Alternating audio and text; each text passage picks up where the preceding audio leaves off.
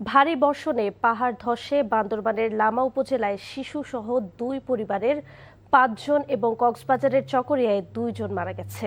স্থানীয়রা জানায়, টানা বৃষ্টিতে ভোর রাতে বান্দরবানের লামা উপজেলার আজিজনগর ইউনিয়নের পাগলাছড়া এলাকায় পাহাড়ের মাটি নরম হয়ে ধসে একই পরিবারের ৩ জন নিহত হয়। এছাড়াও একই এলাকার পাহাড় ধসে বসত ঘরের উপর পড়ে স্বামী স্ত্রী দুজনের মৃত্যু হয়। এদিকে টানা বৃষ্টির কারণে লামাসহ বিভিন্ন এলাকায় পাহাড় ধসের ঝুঁকি বেড়েছে। নতুন নতুন এলাকা প্লাবিত হওয়ায় জনজীবন এবং সড়ক যোগাযোগও ব্যাহত হচ্ছে। অপরদিকে ভোরে কক্সবাজারের চকরিয়া উপজেলায় পাহাড় ধসে ২ জনের মৃত্যু হয়েছে, আহত হয়েছে ১ জন। এদিকে চট্টগ্রামে ভারী বৃষ্টিতে নগরের অধিকাংশ নিচু এলাকায় জলাবদ্ধতায় স্থবির হয়ে আছে জনজীবন। দুর্যোগপূর্ণ আবহাওয়ায় চট্টগ্রামের বিভিন্ন স্কুলের অর্ধবার্ষিকী পরীক্ষা স্থগিত করা হয়েছে। ভারী বৃষ্টিতে আরও পাহাড় ধসের আশঙ্কা করা হচ্ছে।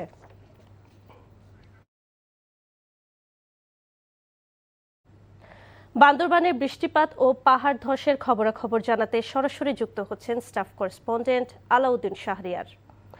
আলাউদ্দিন, লামায় পাহাড়ের আর কি তথ্য রয়েছে আপনার কাছে?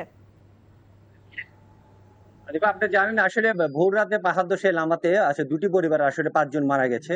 তো এইখানে আমরা খবর নিয়ে যেটা দেখলাম, আসলে ওই এলাকাটাতে আজ থেকে আসলে ১০ বছর আগে একই ধরনের ঘটনা ঘটেছিল। পাহাড় ধসে বিচ্ছিন্নভাবে ফাইতং এবং আজিজনগরে ২৭ জন মারা গিয়েছিল। তো ওই জায়গাটা আসলে সবসময় আছে, পাহাড় ধসের ঝুঁকির মধ্যে আছে। তো প্রশাসনের সাথে আমরা যেটা কথা বললাম, তারা বললো আমরা আসলে পাহাড় ধসের ঝুঁকিপূর্ণ এলাকাগুলো চিহ্নিত করার চেষ্টা করেছি এবং চিহ্নিত করে যারা পাহাড়ের ঝুঁকিতে আছে তাদেরকে আসলে আশ্রয়কেন্দ্রে নেওয়ার চেষ্টা করছি। কিন্তু অনেকে তাদের কথা শুনছে না, তাদের ভিটেমাটি ঘর বাড়ি ছেড়ে যেতে যাচ্ছে না, যার কারণে আসলে দুর্ঘটনাগুলো ঘটছে। আমাদের বান্দরবান শহরের মধ্যে আসলে পাহাড় ধসের ঘটনা ঘটেছে, বনপুরা পাড়া এবং কালাকাটা এলাকায় পাহাড় ধসের ঘটনা ঘটছে, বাট ওইখানে কোনো প্রাণহানির ঘটনা ঘটেনি। প্রশাসন যেটা বলছে আমরা চেষ্টা করছি, কিন্তু তারা যেতে যাচ্ছে না, যার কারণে আসলে এই দুর্ঘটনাগুলো ঘটছে। কিন্তু প্রশাসনের পক্ষ থেকে ইউনিয়ন পরিষদ, পৌরসভা প্রত্যেকটা জায়গা থেকে আসলে ম্যাকিং করা হচ্ছে। ফায়ার সার্ভিসের কর্মীরা বাসায় বাসায় গিয়ে তাদেরকে আসলে সরিয়ে নেওয়ার চেষ্টা করছে, কিন্তু তারা আসলে যেতে চাচ্ছে না। অনেক কারণে তারা বলছে আশ্রয়কেন্দ্রে আসলে সুযোগ সুবিধা তেমনটা থাকে না, যার কারণে আসলে আমরা আশ্রয়কেন্দ্রে গিয়ে কষ্টে পাই, তার চেয়ে বাসায় থেকে মরলে আমাদের জন্য ভালো। আদিবা, এই ছিল আসলে আমার কাছে সর্বশেষ। জানছিলাম পাহাড় ধস ও বৃষ্টিপাতের খবর। জলাবদ্ধতার খবর জানাতে এবার যাচ্ছি চট্টগ্রামে। সরাসরি যুক্ত হচ্ছেন আমাদের সিনিয়র করেসপন্ডেন্ট আরিচ আহমেদ। আরিচ, আজও কি বৃষ্টি হচ্ছে এবং জলাবদ্ধতার সবশেষ কি খবর রয়েছে আপনার কাছে? আদিবা, এখনো পর্যন্ত জলবন্দী হয়ে আছে চট্টগ্রামের মানুষ।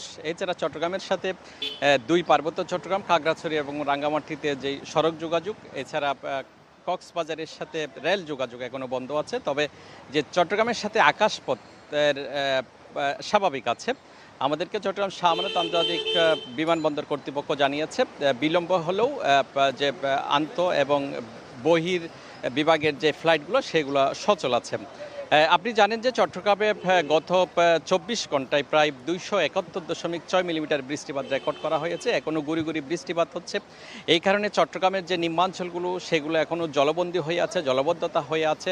এছাড়া চট্টগ্রাম মহানগরের পাশাপাশি চট্টগ্রামের যে সাথে যে উপজেলাগুলো আছে, হাটহাজারী, ফটিকছড়ি, রাউজান, রাঙ্গুনিয়া, পটিয়া, সাতকানিয়া, বাঁশখালী, আনোয়ারা সহ প্রত্যন্ত এলাকায়ও একই রকম মানুষ জলবন্দী হয়ে আছে। তো আপনি জানেন যে চট্টগ্রামে এই বৃষ্টির সাথে পাহাড় ধসের একটা আশঙ্কা থাকে। ইতিমধ্যে প্রায় ২টি পাহাড়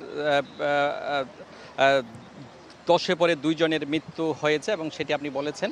এছাড়া এইসব এলাকা থেকে আরও যে ৬ থেকে ৭টি পাহাড় আছে সেখান থেকে ঝুঁকিপূর্ণ লোকজনকে নামিয়ে আনা হয়েছে। এই ক্ষেত্রে চট্টগ্রাম সিটি কর্পোরেশন ১০টি এবং চট্টগ্রাম জেলা প্রশাসন আলাদাভাবে আশ্রয় প্রকল্প চালু করেছে। আদিবা, এই ছিল এখানকার সর্বশেষ। জানছিলাম চট্টগ্রামের জলাবদ্ধতার খবর।